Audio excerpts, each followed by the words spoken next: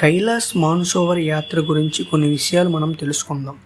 ఈ ప్లేస్ని మొదట్లో అడ్వాన్స్డ్ స్పిరిచువల్ పర్సన్స్ అంటే బౌద్ధ మత గురువులు, జైన మత గురువులు, హిందూ మత గురువులు సందర్శించుకునే అవకాశం మాత్రమే ఉండేది.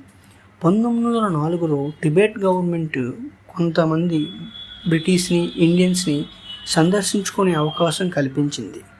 అయితే చైనా టిబెట్లో వార్ 1950 వలన ఈ యాత్ర క్లోజ్ అయింది. 1981లో మన ఇండియన్ ఎంపీ అయిన సుబ్రహ్మణ్యన్ స్వామి ఫ్రమ్ జనతా పార్టీ చైనాతో డిస్కస్ చేయడం వల్ల ఈ యాత్ర మళ్ళీ స్టార్ట్ అయింది.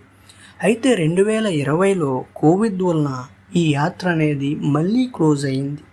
అయితే ఈ మధ్యన 2025లో మినిస్ట్రీ ఆఫ్ ఎక్స్టర్నల్ అఫైర్స్ మళ్ళీ ఈ యాత్రని ప్రారంభించింది.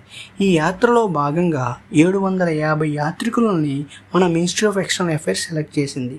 దాంట్లో 500 మెంబర్స్ నాతులా పాస్ సిక్కిం ద్వారా ఈ ప్లేస్ని చేరుకుంటారు.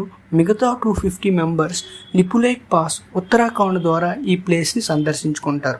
అయితే 500 పర్సన్స్ వెళ్తున్న ఈ ప్లేస్ నాతులా పాస్ అనేది లిపులేక్ పాస్ కన్నా చాలా సులభతరమైనది. ఈ ఇన్ఫర్మేషన్ మీకు నచ్చినట్టు ఉంటే ఈ పోస్ట్ని లైక్ చేయండి. ఇలాంటి ఇన్ఫర్మేషన్ ఇంకా కావాలనిపిస్తే మన ఛానల్ని సబ్స్క్రైబ్ చేసుకోండి.